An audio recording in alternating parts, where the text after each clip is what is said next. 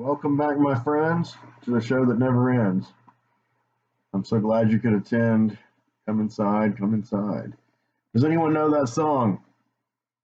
Does anyone care? Okay, so I'm back with Halloween Streams number 4, and this is a very topical one, kind of like Nope was. It's just kind of the way it worked out. Like last Halloween of 2021, I reviewed theatrical releases that were then current of Titan and Lamb and worked them into my Halloween segments. So, same with this one. Nope was recent. We're Up by Night was new. Leatherface was not. It was new to me, but going forward, I'm not going to review any brand new, you know, much talked about items. If a 2021 or 2022 title surfaces on Shudder or Tubi before the end of the month and I watch it and it's incredible, then I will comment. But mainly I've got a list going of what I've watched the last few weeks, and basically Martyrs kicked off the Halloween season for me. So that was my first Blue review for October. And that is a hell of a way to kick off a season largely devoted to horror films. And then now I'm doing my Halloween streams. I may do Halloween disc reviews. When I say disc, I mean DVD or Blu-ray, and I'll name them as such: Halloween discs, number whatever. But anyway, for right now, doing the streams, they're easier, and going forward, I'll probably do possibly 2 films. That was my plan before, was to do 2, possibly 3 films that I've watched on streaming per episode. I could probably do that for this episode, but I feel like this title kind of deserves its own space, and I don't really want to run over long, as I have been doing at times. Werewolf by Night ran a bit over long, but my last 2 videos have been much more contained. I'd like to try to pull back to a 45-minute format or shorter. With the Halloween streams, though, I'm willing to go an hour if I cover at least 2 films. So, Dark Glasses, 2022, directed and co-written by Dario Argento. Co-written by Franco Ferrini and Lucarelli. Forgot this cat's name. Shame on me. But it's funny because Carlo Lucarelli. But it's funny because he's not credited on screen at all. I have not researched the circumstances of that. The star is Ilenia Pastorelli, someone I was not familiar with at all. She has a look that's very similar to the kind of women that Argento tends to cast in his latter films. Slim, kind of looks like a model, very large lips, long brunette hair, and dresses rather, cosmopolitan. But Argento sets that up and then kind of explodes that, subverts it. Let's put it that way. And that's one of the first and many things that I liked about Dark Glasses, or Occhiali Neri as the Italian title, the original title, which literally means black glasses, but its international export title and as a Shudder original title is Dark Glasses.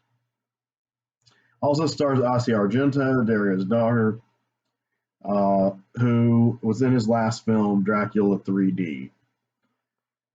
So, the reason this is such a topical thing, such a big deal, I mean, Dario Argento having a Shudder exclusive is a big deal for Shudder, of course.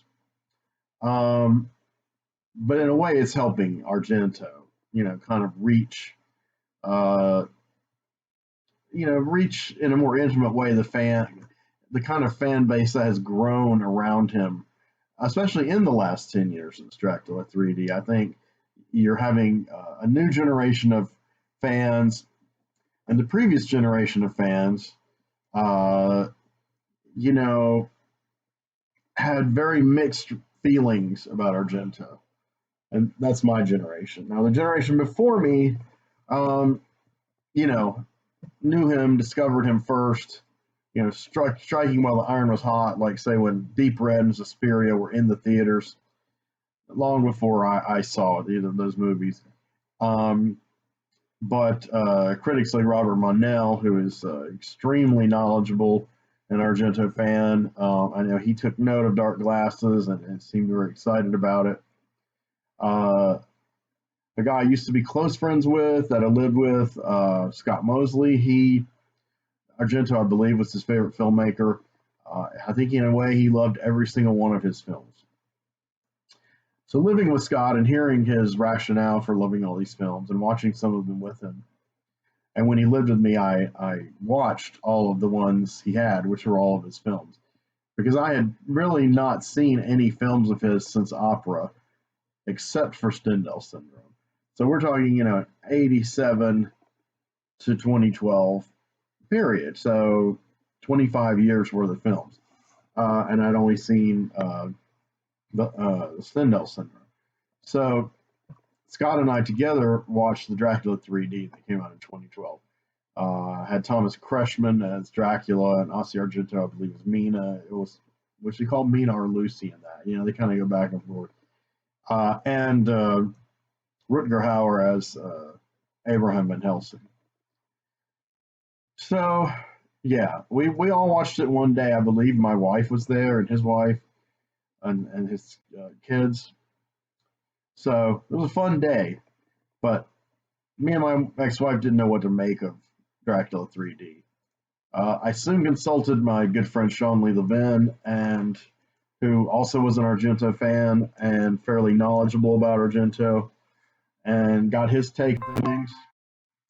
Uh, Now he has seen quite a bit of Argento's oeuvre over the last 25 years. Not every single one, I don't think. Sean, you can correct me on this.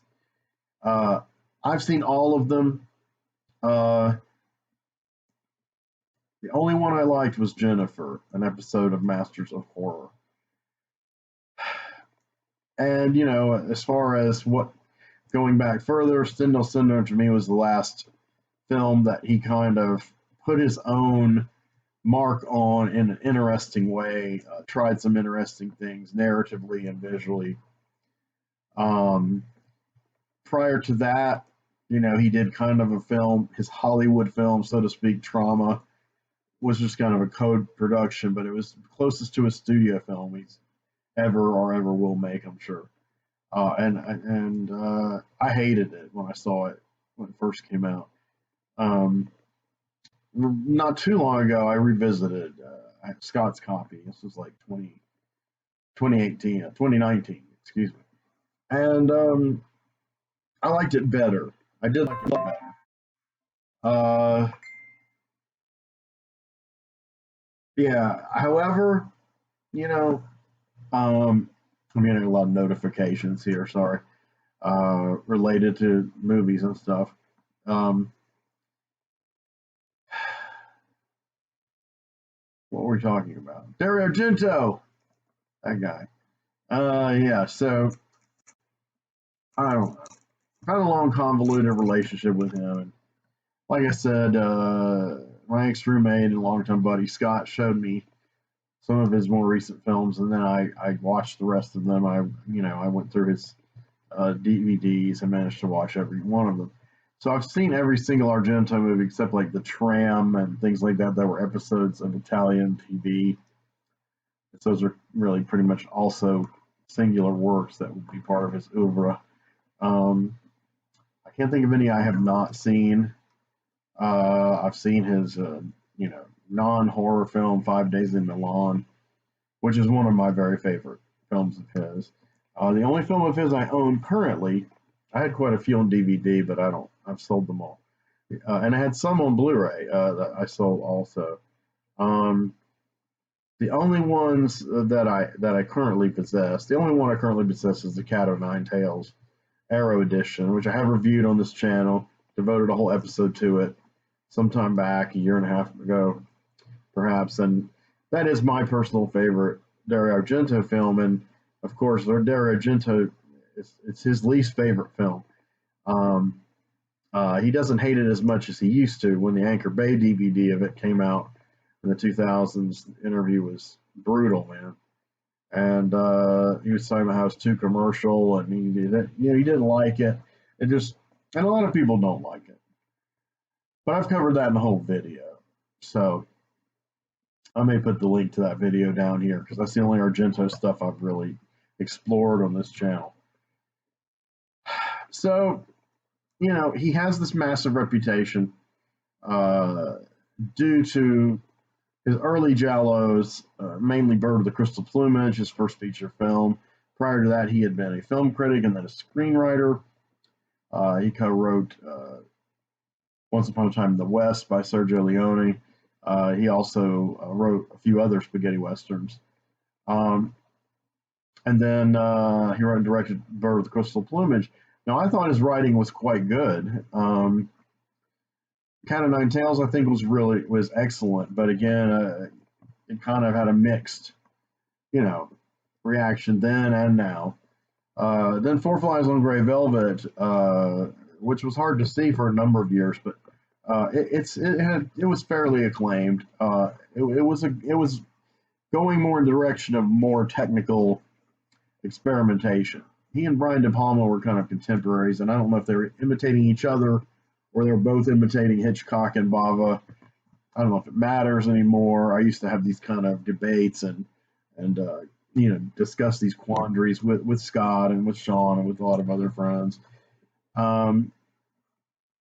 But I do think there was an emphasis for a time on technical virtuosity, experimentation with cameras, with cranes, with steady cams, with all kinds of different kinds of shots, with lighting, with color, gels, lighting, and music, sound.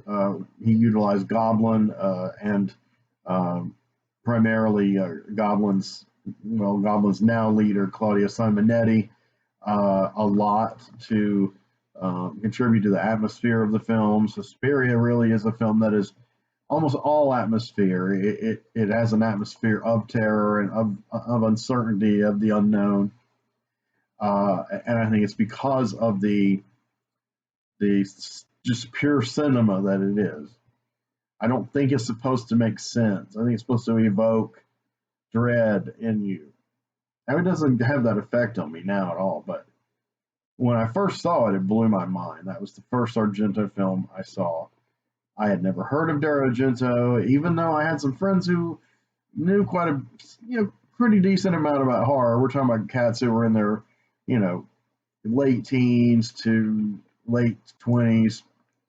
None of them had mentioned Dario Argento to me. They'd mentioned Lucio Fulci, the only one. And I'd heard of Mario Bava because of him doing Black Sabbath, which the band named themselves after. I'd never heard Dario Argento's name, and I liked the cover of the of the video box at Cockbuster Video. And sorry, I can't stop calling it that. And I like the name, Suspiria. I thought it was a cool name. It's one of the only ones that, or is it the only one that retained its Italian, I guess Inferno, but Suspiria, up to the point time it came out, retained its exact Italian name. No translations or no retitling. And it just rolls off the tongue. It's just one of those things, and it's become iconic now. I think Suspiria has finally, and with the remake bringing more attention to the original, I think it's broken into the mass consciousness. The debating over the original versus the remake and critical reception to both of them at that time and afterwards is not really the point of this video, but I could say a lot about that, my own feelings. But basically, Argento, became a celebrity. He did 2 episodes of Masters of Terror, which was a mainstream television series. He did Pelts, and he did Jennifer. So he went into this whole kind of really cinematic, hyped up, overstimulated style of filmmaking, but also very, very precise, very masterful, and extremely violent, and so, as some would say, extremely misogynistic. Much controversy ensued, and this kind of played out all the way up to opera. So along the way, I think he forged a wonderful series of films. And I like his first three films, the Giallos, that are more pure Giallos without as much quite as much stylization, and definitely without any supernatural or extreme cinematic touches. A lot of mild ones, experiments and wild shots, but you can tell he was veering in that direction. But Deep Red changed all that. So Deep Red brought in Goblin to do the music and really started going wild with the camera work and the shots, and the violence and the terror of it, and just the what the fuck is going on kind of thing. That's a wonderful film. So Suspiria, being the follow up, was when he takes this and amps it to the next level, and it's a supernatural film. I personally do not ever count Suspiria as a giallo. I know some of my friends who, like myself, who compile lists of such things tend to count Suspiria as a giallo. I dismiss that completely. Suspiria and Inferno, Mother of Tears trilogy, I do not class as giallos personally. So anyway, Suspiria and Inferno began a whole new stream. But then he returned to the giallo with Tenebrae, and it was very modern. The score was heavily synthesized, and it had, somewhat recognizable cult film stars, Anthony Franciosa and John Saxon, and of course Dario Nicolodi. Now, Dario Nicolodi and Argento were lovers and collaborators for many years. They are Ossie Argento's parents. Dario began, from what I've gleaned, began writing his films. I mean, she's played in several, starting with Deep Red, but Suspiria was basically all her idea, and I think Inferno was also a lot of her work. Of course, it was derived from other sources like Thomas de Quincey, and folk tales that Dario supposedly heard. And Argento, of course, was in control of the vision of it, the cinematic vision of it, the look and sound. But I feel like Dario informed the story. So his writing began to really change. It began to move away from character-based things and interactions like that, and romantic love interests, and like comedic kind of comedy relief side characters and eccentric characters that our protagonists would visit as they tried to solve a mystery. The human touch became absent in Argento, beginning with Suspiria. Tenebrae restored it only a tiny bit, but Tenebrae was kind of like, to me, should have been maybe his final statement on the giallo, because it's an amazing film. And then he veered into Phenomena, where she's picking back up the supernatural stuff from Suspiria and Inferno. Phenomena kind of is a giallo too, but I could see that being called one, but it's also supernatural, almost science fiction, really, because Jennifer Connelly, the main, who plays the main character, has a telepathic rapport with and control over insects. And there's a lot of discussion between her and a scientist played by Donald Pleasance, who is studying this kind of phenomenon. This phenomenon. There was a period where I felt like that was a lesser film of his, and it was a bit commercial compared to the ones before it. But I don't know what I was smoking. I wasn't even smoking back then. But I think it's great. I think it's his last masterpiece. His very last. This is just purely my opinion. Opera came next shortly after, and is highly lauded by a lot of horror fans, and Argento fanatics adore it. I've watched it 3 times over the years. I've tried to like it, tried to appreciate it. It's very technical in the way things are shot, as far as these horrific set pieces of torture and murder. It's very flamboyant. Um, to me, I felt it was an empty shell, though. Ultimately, it left me feeling kind of cold. Um, I felt like, okay, this is a placeholder for something that's going to come next. It's going to be better. But it's like I said, it's highly lauded on its own merits, which is fine. I just don't particularly resonate. They don't resonate with me. So after that, like I said, came Trauma, and he also did a story in the anthology, two-story anthology, Two Evil Eyes, based on two Edgar Allan Poe stories. George Romero did one, I think, Facts in the Case of M. Valdemar. Romero's was terrible, very generic. Argento's was quite good. So okay, I have to say, after Phenomena, there are two or three things of his that I enjoy. Um, the first is that story, and I think it's based on the Black Cat.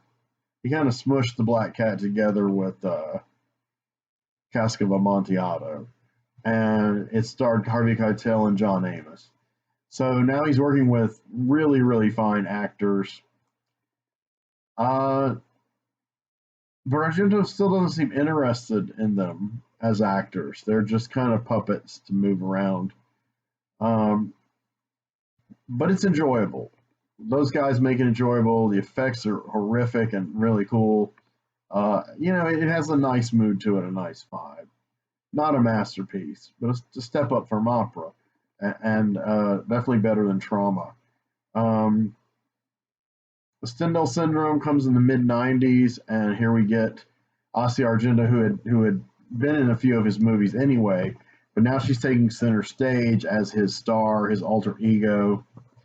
And Stendhal Syndrome had a lot of darkness, a lot of some sexual violence, and now it also had some bravura set pieces that were technically interesting, involving violence.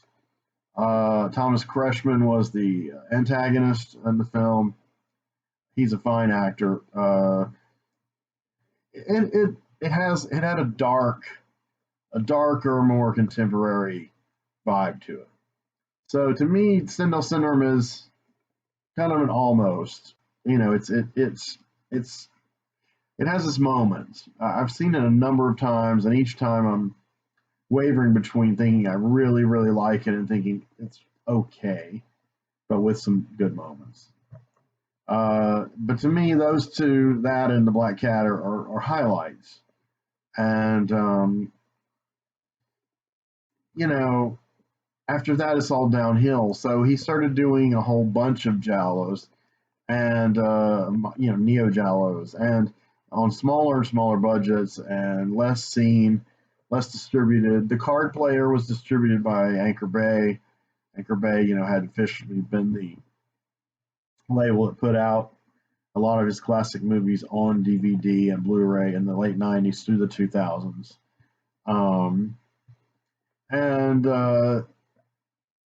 So the card they hyped the Card Player. I can't even name all his other movies. I don't know. There's the Card Player, and then there's several others. But I've seen them all, and I don't like them. I disliked the Card Player. The other ones I saw, I strongly disliked and thought were silly, ridiculous, emotionless, not very technically sharp for Argento. Obviously suffering from a low budget, not good production values, which he was a master of doing, of getting the most out of a budget. But now it seemed like he didn't care. He just wanted to keep telling these stories, these thrillers, and the women being stalked, and it got old. It's like, to me, that time has passed. To seriously, build your career on making a cluster of those films. And so I gave up on Dario Argento. I had no interest in him. I heard he did the Masters of Horror. I finally saw Pelts, and it was okay, but it was kind of journeyman. Is that the right word? In other words, anyone could have directed it.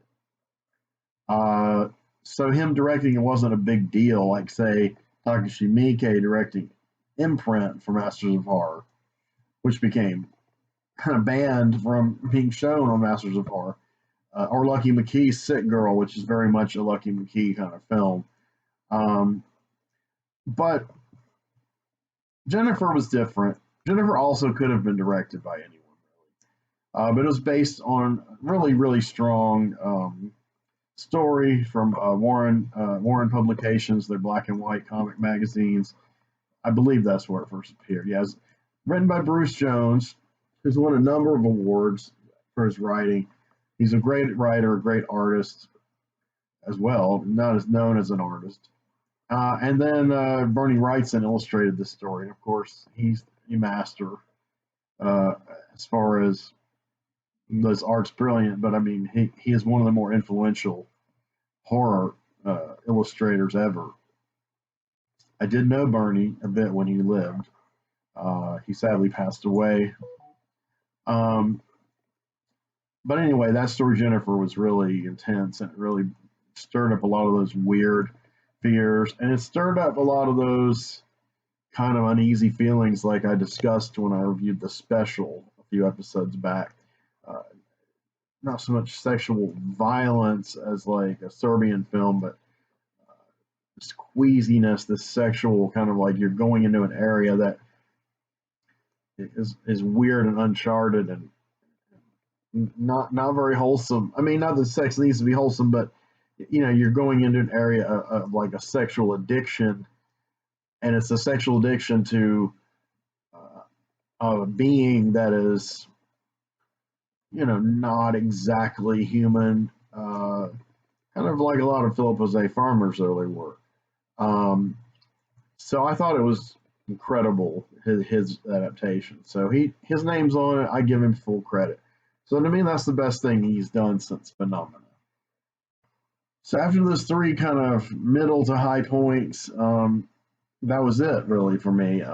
He was churning out some more stuff that was forgettable, and then he sunk his teeth into the Dracula 3D. So it was in 3D and Argento's Dracula 3D. Like I said, with a good cast, but he used CGI a bit for the effects, and some have told me, big fans of his have told me that it was deliberately low budget looking and silly looking, kind of to be surreal, the way David Lynch used CGI in Twin Peaks: The Return, like a giant grasshopper.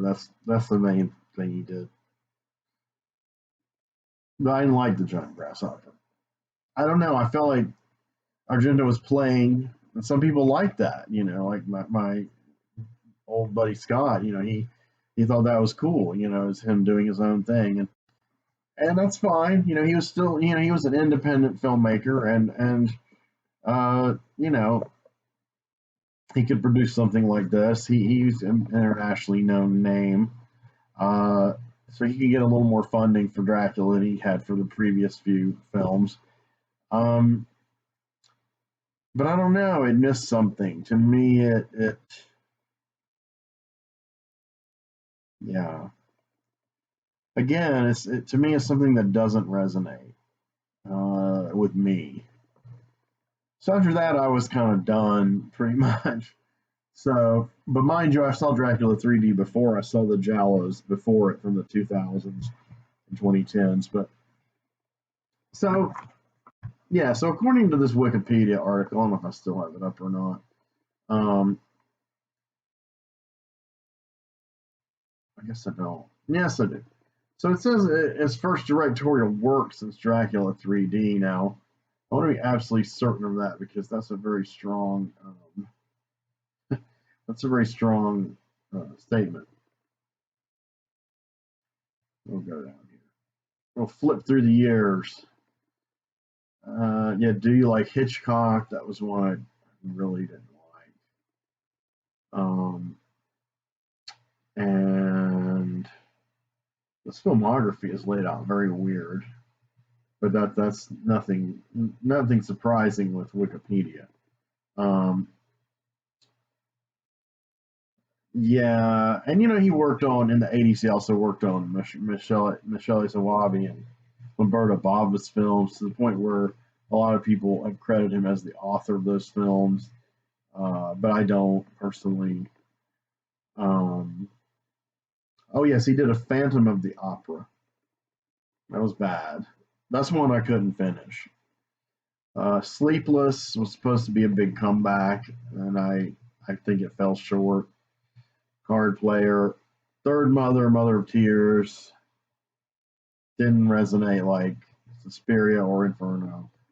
A movie called Giallo with Adrian Brody, or Adam Brody, whatever his name is, Adrian Brody, fell short. Dracula 3D. Then it says here in 2021, it gives him credit for Vortex. I'm not sure why it does that. I'm not sure why that's on his filmography. That's a Gaspar Noé film. So, not really sure. He doesn't even explain what he did on it. He just lists it as part of his filmography. Maybe he acted in it. I don't know. I guess that's possible. And then Black Glasses, Dark Glasses. So, someone who I felt was uninspired and uninspiring. So, here's the deal. This movie is about a woman named Diana. She's a prostitute, fairly high class call girl. She gets into some rough situations with some of her Johns, and she's very much outspoken and can take fend for herself and tells them off and tells them to fuck themselves. Uh, and the last guy that I think it's the last guy that she does this to before her life changes is this dude who she says smells really bad. He stinks because he says he's been out working all day, and then she sends him to take a shower, and he comes back, and he's been gone a while, and he still smells, and she's like, "Get the hell out of here!" and calls him names, and he calls her names, and that's that. Then she also has another guy who had seen in an earlier scene as someone who seemed to sympathize with her, like her as a person. This guy later has sex with her, and he seems to have a great affinity for her. So what's happening is you're building red herrings, because as with any Argento film, a serial killer is afoot. So a particularly gruesome death takes place where he grabs a woman from behind with twine through her neck and strangles her with it to where it opens up her throat. That's quite graphic. Not as horrific as the string, the metal string in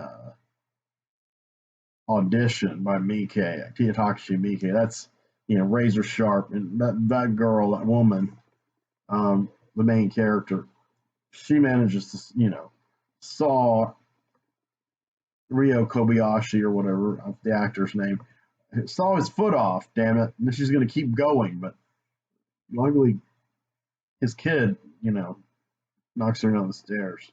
Spoilers. All my stuff is spoilers. If you haven't seen Audition, I don't know what to say to you. See it immediately. It's on Tubi. It's probably on Shudder too. It was a game changer for sure. So it was along those kind of lines, but he doesn't take the head all the way off. So we bring in the police, and I gotta say, the acting is a little better than the kind of police procedurals that he put us through, in like The Card Player and Hitchcock and Giallo and etc. And they're more grounded. The acting is better. The acting is so much better in this movie than his last several movies, and a little more naturalistic, a little more organic. This film is shot all in Italian. It sounds like it's direct sound Italian. So that alone sets it apart from the vast majority of his films. It doesn't sound like there's any ADR work, post work with, async sound, but sound is good. The music is, a little bombastic in the beginning, but then it gets a little moody. There's a few passages that are very nice where he uses it kind of in ambient fashion. It's not particularly distinguished or memorable on a great level like anything like, the work that Simonetti or Goblin or Keith Emerson did for him in other films. But it is better than the music in the last few films. So there's two cops, and the male and female cop, and they're kind of like determined to solve this serial killer problem. So the serial killer, he's in a black van, and he takes a interest in Diana after some of her work, and he chases her down. He follows her in his van. He follows her car. It causes an accident that kills this most of this Chinese family. Kills the father immediately. Fucks up the mother really bad. Other than the shot of them in the car covered in blood, we don't really see what kind of injuries the mother has or whatever, but she's kind of like comatose. And so their son Chin was in the back seat. He survived. And he's a pretty cool character. Because what happens to Diana in an accident is she is blinded, and it seems like it may be permanent. So Act 2 of the film is quite good. It's the setup of Act 1 is just following her through this kind of life she has as a prostitute, and kind of her attitude, and like don't fuck with me kind of attitude, and you start to kind of become engaged with her character. She subverts and transcends what I expected her character to be based on her looks and her actions in the first scene. So there's layers there. So I liked that characterization, something that he has been very poor at for quite a long time. So Diana's on a journey, right? And she's living off her money as being a prostitute, but it's running out. She's blind. She does get assigned a seeing eye dog, a female seeing eye dog named NERI, beautiful black dog, and someone who helps her kind of therapy, ways to cope with being blind, ways to make your way around. And this woman is played by Dario Argento, and it was a very refreshing role for her. It's a role that I guess it's pretty low key for her. Especially in an Argento film. It's not sexualized or exotic, glamorous, or she's not the heroine. She's just a supporting character. Daria's now. Daria, that's her mother. Asia is now like 46, I believe, and she looks great for 46. My point is, she's playing a character who's more settled, who would be more age appropriate. So that's like her support system. And then Chin, she reaches out to, and initially he rejects her, but then he comes home with her, and of course he shouldn't have left this little place he was, where basically if the mom doesn't live, he's going to go to a foster home, and it could be bad. He's going to get into the system, as they would call it in America, like in Thief, the movie Thief. Talk about that. That's what's going to happen to him, so he may end up becoming a criminal or be abused or whatever. So Chin kind of clings on to her, even though at first he's angry at her and blames her.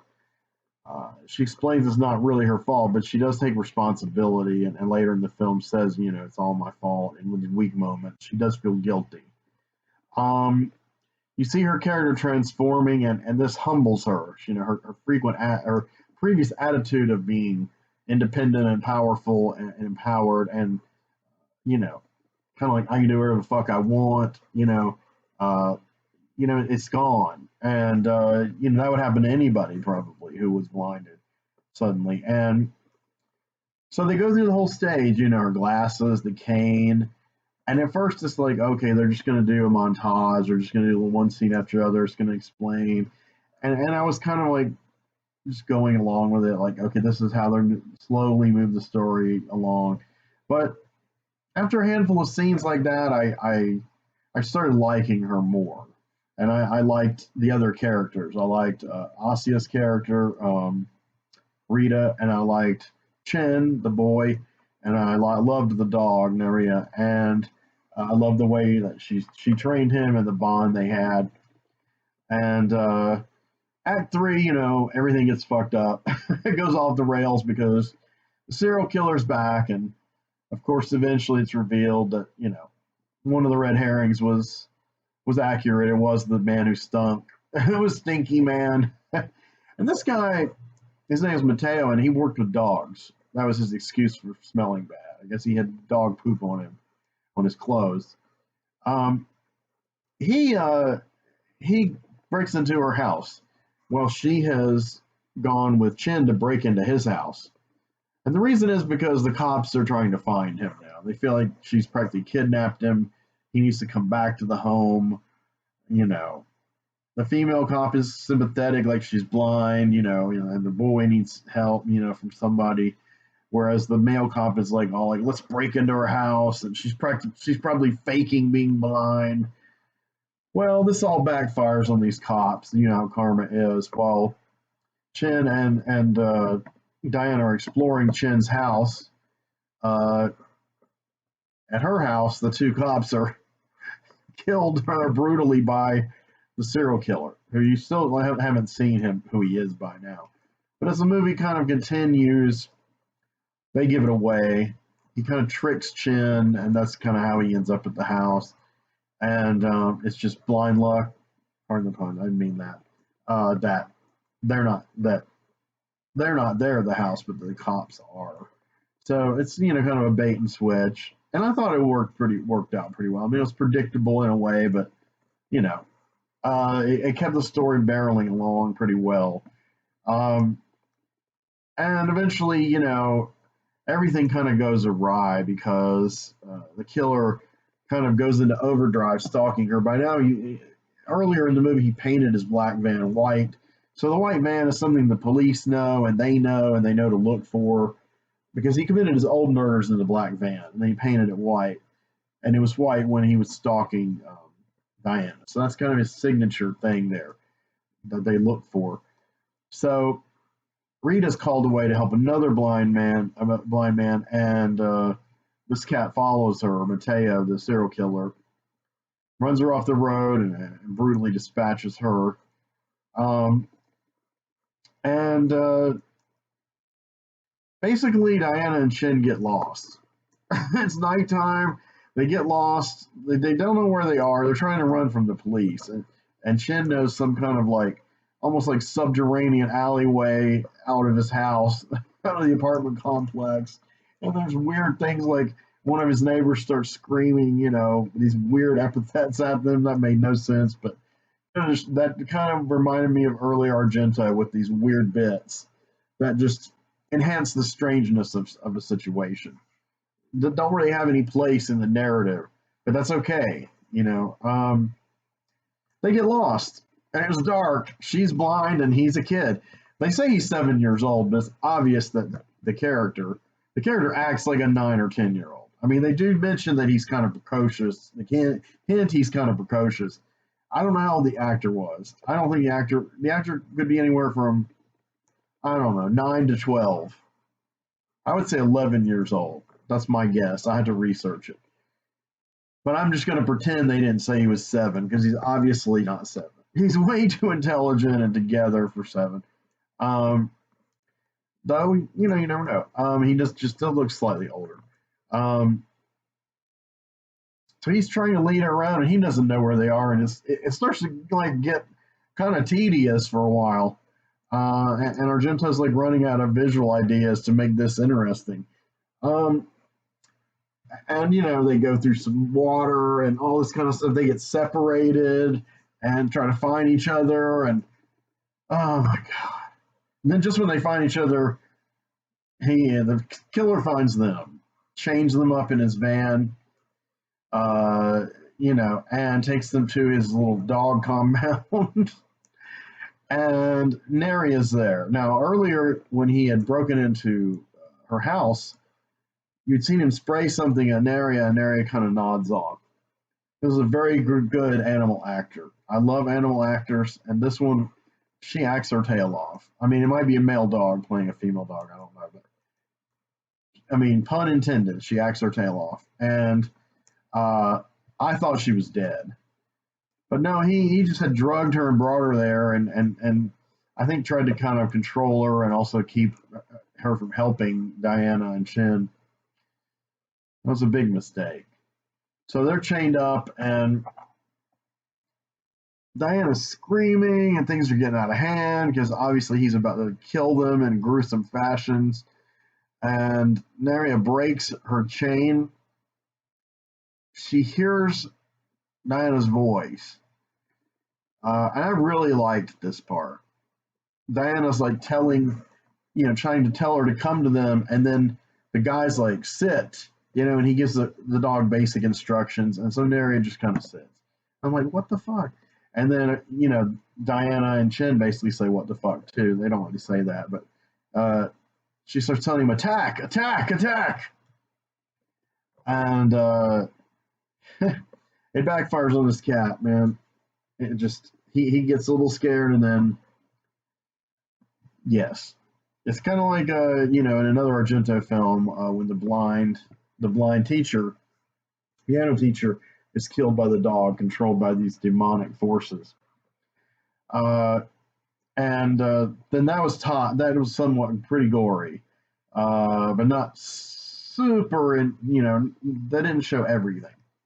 The dog's obviously pulling some muscle out of his neck or face or whatever. But that was topped by Lucio Fulci's The Beyond. So Emily, the possibly undead, clairvoyant, mystical chick, who's kind of come as the warning to Liza, the main character of the evil from the beyond. She has her sting-eyed dog, Dickie. And zombies begin to attack her, and she's like, attack, Dickie, attack! And Dickie, it backfires because Dickie gets controlled by the forces and rips her throat out extremely graphically. So this was Argento like echoing himself and trying to answer back to Fulci, I think. So yeah, the dog pulls all the damn muscles out of the throat, and it starts to get closer and closer up, and mauls his face, and he's still kind of alive for a while. And she's just like, kill him, kill him. This has got to end. It's over. Kill him, Neria, kill him. And they're just like cheering the dog on, and the dog's like a superhero. He's saving these people, and Diana's like so happy. And I like the range of her character and the range of the actress. She was very convincing, very, very human. And so they managed to help each other get free, and the three of them, then you find them with the detectives and the ones we saw early in the movie, not the dead ones. And they're like, the guy's like, he was a repulsive criminal, but he died such a horrible death, and it's like, well, come on, man. I mean, what are you getting at? Did he deserve it or did he not deserve it? Neria nor the other two characters, Diana and Shin, seem to be the least bit perturbed that this guy is, been ripped to shreds. But the cop is like all kind of grossed out. I mean, the little kid is not grossed out at all, And the dog is just sitting there like, hey, I saved the day. So they part, Chin and Diana. Chin goes to live with and be adopted by an older Chinese cousin. And it's kind of sad. You have a great shot from up above of her using her cane to make her way through the airport where she sees him off with Dickie. I mean, with Neria. And before that scene had kind of gone black, opened up to that scene, and then she bends down to Neria and she hugs her neck and she says, "You're the only one I have left." And then it goes to that black, and then it's over. And I was like, "Oh my god, what a great ending!" So sad, but but very, very believable. Very, like, you really empathize with this chick. The blind character being led around by the kid, of course, that echoes Argento's Cat o' Nine Tails that he hates so much. Maybe he thought, I will improve that motif. He did not improve it, but he did put a great riff on it. So my verdict is, see this movie. I don't think it's brilliant or great, incredible, but it was very good. He dispensed with so many bad ticks and affectations and slack things that he had been doing in the last several films. He makes an effort. Now, he doesn't make an effort to take it to the next level of pure cinema or experimentation or, I'm going to compete with De Palma on the camera mastery. None of that is in this. It's shot much more matter of fact, kind of like Jennifer. And it has some shots, of course, usually the stalking and the murders that, of course, are reminiscent of shots and sequences in Tenebrae and Phenomena and Deep Red. But they're only like parts. It's kind of like they're part of his lexicon, like breeze is blowing bushes as the character's walking by, and then the camera goes this way and someone's stalking them, or the thing with a dog. Not only was it in Suspiria but in Tenebrae, this dog suddenly begins chasing this woman, and it's a pretty tense scene. So there's some of his repertoire of ideas in this, but I really think the bottom line is that the ideas they're not realized in any kind of spectacular fashion, don't get me wrong, but I'm just happy that he got his head together and he created something that wasn't nearly as tight and purposeful and fully realized as his early work, but that was at least tight and somewhat purposeful. That cohered and that did not really stray too much into a lot of banality, and it was pretty focused. I mean, some people might think the serial killer was underdeveloped. Like, why was he doing this? Obviously he was stalking her because she rejected him.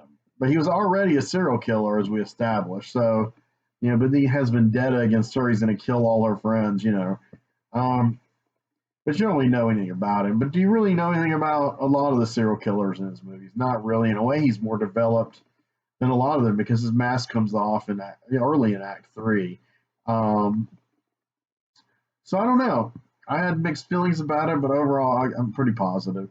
So I guess I'll recommend it. You don't have to listen to me though, and you don't have to listen to me anymore tonight. I'm gonna split, and I had some good news though. Some stuff I sold on eBay. I finally sold this Halloween 3 Season of the Witch vinyl soundtrack on Death Vault. So I sold it for $64 altogether. So also sold this double feature from No Shame, defunct company. It's out of print. The Night Evelyn came out of the grave, and the Red Queen kills 7 times. This originally came in a box with a Red Queen figurine. I have the figurine on my bookcase. The box kind of collapsed. So I just sold this as it was, slashed the price, and it finally sold. So I think $8. So, my eBay's picking up slightly. I just sold the Spawn animated series steelbook for $55 plus shipping. So I guess like almost $60. So that was good because I'm strapped. But things are getting better. In case anyone cares or is worried about me. But you know, if you hate my guts, then you're probably gonna be disappointed. Some of the people who like, you know, maliciously voted down my Judex video and my libido video, and even voted down my Werewolf by Night video. Those folks are probably like, damn, I want this guy to prosper. You know, fuck that guy, fuck Covert. So anyway, I'm just messing around. New video will be up soon. Take care, my friends. As always, rock on.